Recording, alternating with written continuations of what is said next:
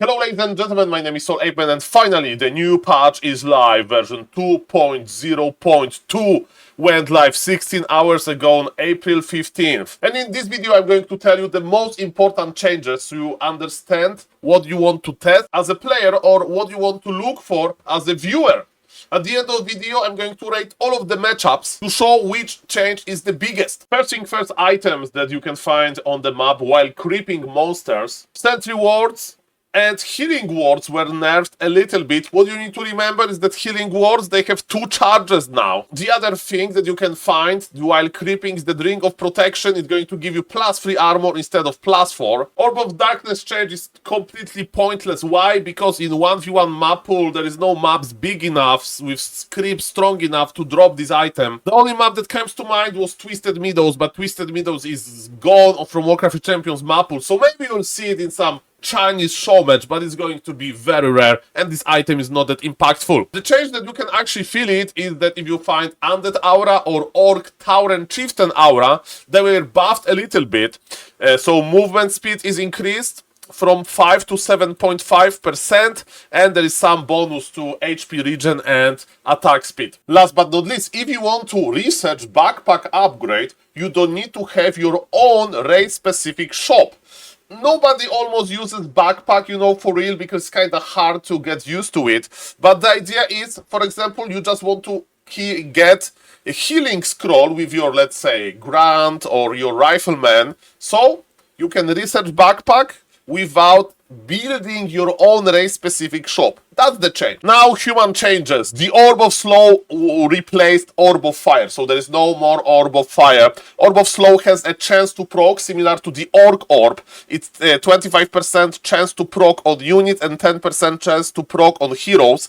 And it can't be dispelled anymore because it will be quite silly to have the spillable orb effect. It stacks with slow from the sources, for example, but it's not that impactful because there is a limit, there is a cap on how low movement speed of a hero or a unit can be in Warcraft 3.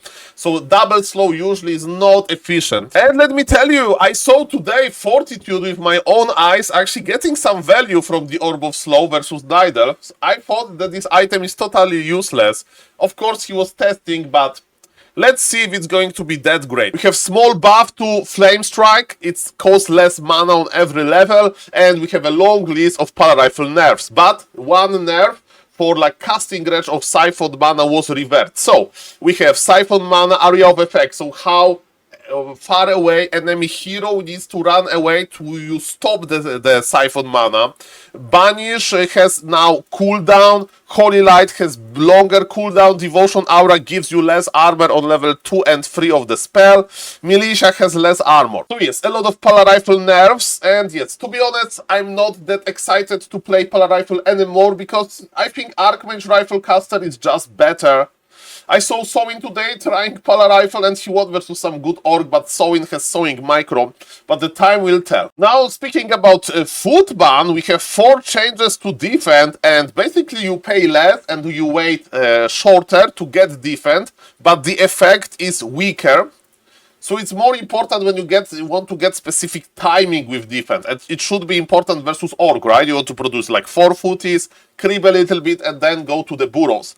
Because later, when burrows, they get reinforced defense, you can't really harass them. So that's why this early defense can be good. But if you want to use defense in the mid game or the late game, you don't care that much that it's a little bit cheaper to make. Because if you want to use it on 8 footman, then they're going to take much more damage because the abilities were nerfed.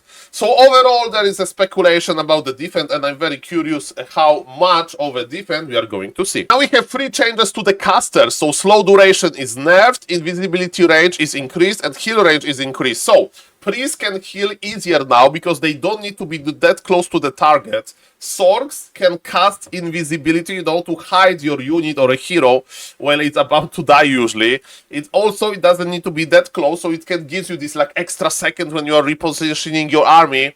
And slow duration is kind of nerfed, yes, but it's most on units, not on the hero. And maybe it's a good change. Last but not least, flying machines are moving slower, they are moving still very fast. I don't know the exact breakpoints. You don't chase with flying machines that much anyway, maybe destroyers a little bit. And Arcane Vault requirement removed from Dragon Hawks and Cloud upgrade. So basically, if you play Dragon Hawks, you almost never play Dragon Hawks. Now you can make them without the shop, and it's only good versus like Wyvern Lamers. But Wyvern Laming is not that popular, but you know, if you meet this Orc Wyvern Lamer on ladder, that's okay. You can go for it a little bit faster. Now changes to Orc. Orb of Lightning was buffed a little bit. More damage to summoned units like Water Elementals. Mirror Image cooldown increased, but you don't feel it that much.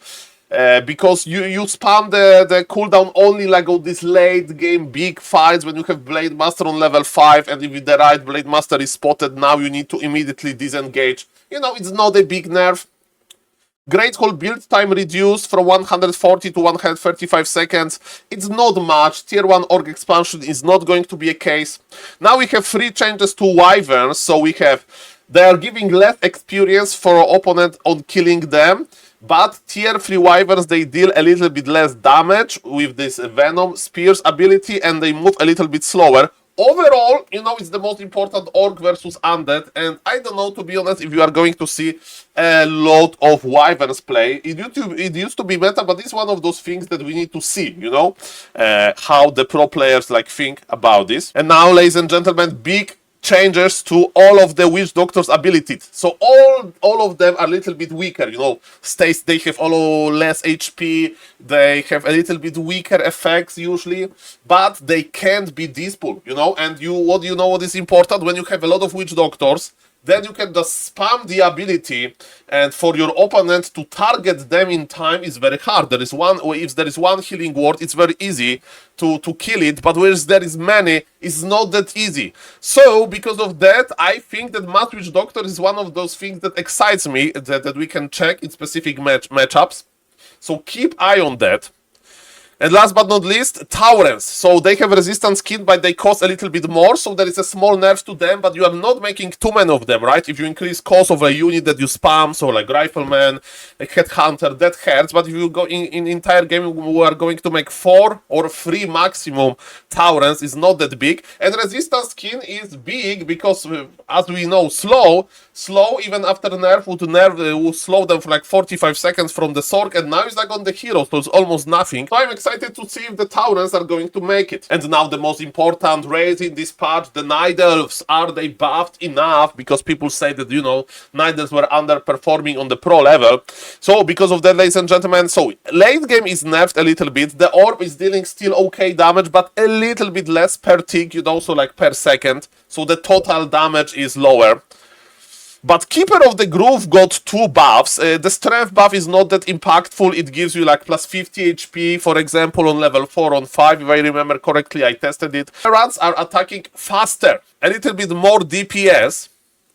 But also the big buff is that Wisp have, you get like 12.5% more lumber from all of your Wisps, right? So maybe you can modify a build order a little bit and cut some Wisps. And now the most important fact, yes, the Hands with Heavy Armor went through, but you need to wait 60 seconds until the upgrade goes online, and the upgrade is more expensive, and Hunters move slower. So let me tell you, I saw a lot of games, I saw some Hands attempts, you know, how to like use them, and let me tell you, I have mixed feelings. Sometimes it looks strong, sometimes it looks weak.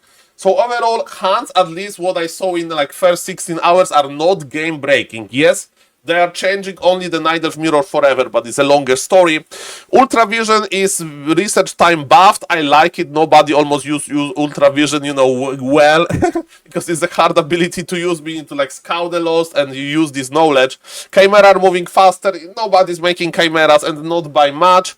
And Vorpal Blades upgrade now grants the additional 10 damage. Usually you don't upgrade your glaive throwers, and I don't know in which matchup are you going to play this. Maybe in the Night's Mirror, but yes, we need to see more glaive throwers.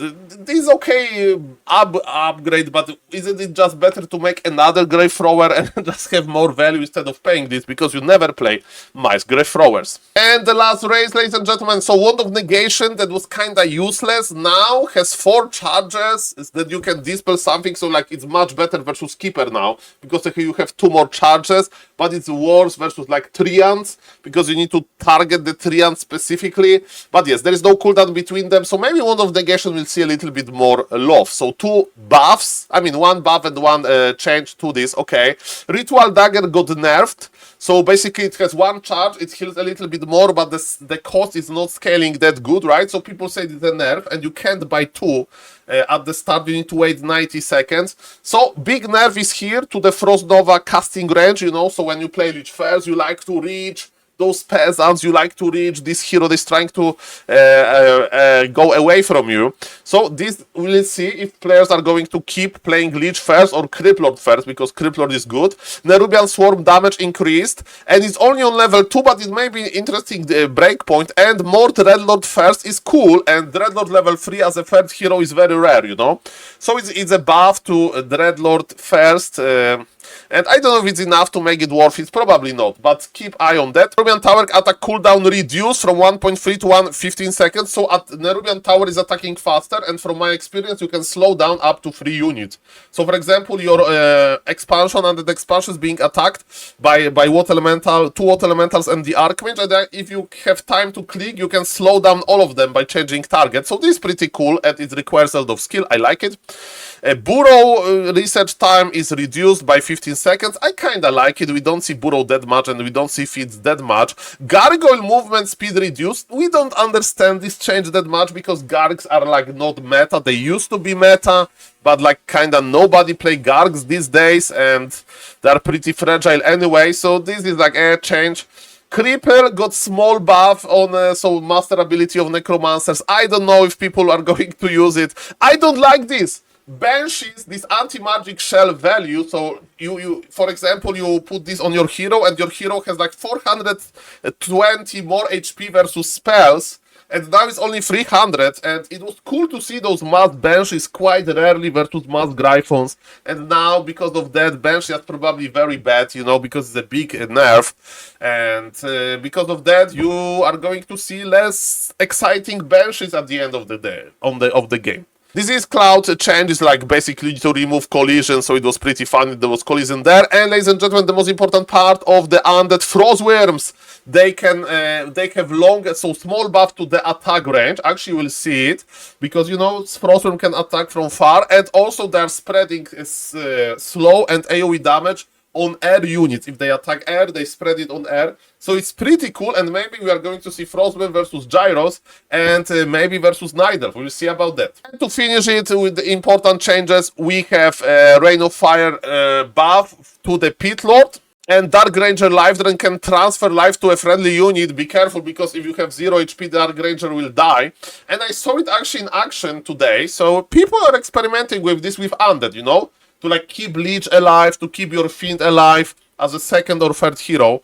And you play Dark Arrow Life Drain, so cut the silence. That being said, ladies and gentlemen, I prepared for you a tier list maker. So basically, I'm going to tell you, in my opinion, how big of the changes in the matchup on pro level are going to happen because of all of those changes. And yes, this is my prediction, so I may be wrong. In Human versus Orc, I don't think we are going to see Witch Doctors. Maybe we are going to see Taurens, and I don't know what is going to happen with this defense. Definitely there is not going to be Pala Rifle, because Pala Rifle is removed, so it's not going to be Pala Rifle, it's going to be Archmage Footman in some kind of variation. So I would say one strategy is that, other strategy is changing a little bit, and who knows, maybe Orcs will figure out the Taurens. But yes, Witch Doctors probably not, because if your opponent plays a lot of Spellbreakers, you know, Spellbreakers can't be stunned, and they kill Witch Doctors nicely.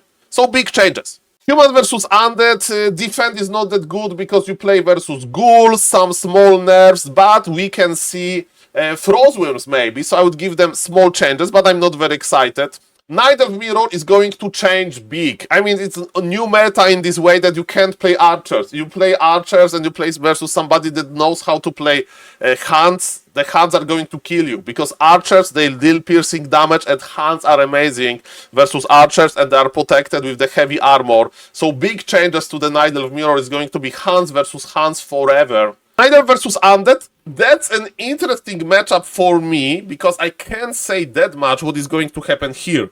We can try Keeper expansion versus Undead, so Undead is about the same, but Keeper expansion is stronger. And I am here between big changes and small changes, but still the standard can work pretty good. So I think it's going to be a small change. Nobody will try to make Keeper Expo work like for real, but here I can be mistaken. In my opinion here, we are going to have a big changes in Orc versus Night Elf because yes, Mass Tier 1 needs to be countered somehow by hunts, and this expansion can be like countered differently because witch doctors are kinda cool versus hunts. So to be honest, I think we are going to have big changes in Orc versus Night Elf. Now in Orc Mirror, the witch doctors, they may be the way, Tauren they may be the way. So I think in Orc Mirror we may look for the new meta. Orc versus Undead, I think that yes, we may see again witch doctors maybe here because you can't dispel them with destroyers. So I would say that we may see experimentation with witch doctors. The wyverns are so maybe they'll go there, but I will give big changes because there is potential to make this new strategy. Human versus Night Elf, it can be more hunts and keeping hunts alive. So yes, I would give big changes. In Human Mirror, nothing really changes because yeah, like the orb is not going to change. We are not going to rush tier 3 anyway. It's just nothing changes. And in my honest opinion, Dreadlord change is not enough to make Dreadlord first possible. Lich still will be fine. So yes, maybe small changes, but not really. Only like cosmetic. So yes. Undead Mirror is also nothing will happen. So that what is, guys. Remember that it's only my prediction. Remember that the patch is still forming the meta. And I'm excited to bring you more content from like the patch. And yes, now I think that you are informed well as a viewer, as a player, what you can test, what you can expect, to look for. And I hope that you're going to have fun in this new patch. And who knows, maybe I'm wrong about the Pala Rifle and Pala Rifle is actually playable. We'll see about that. See you in the next video. Bye bye.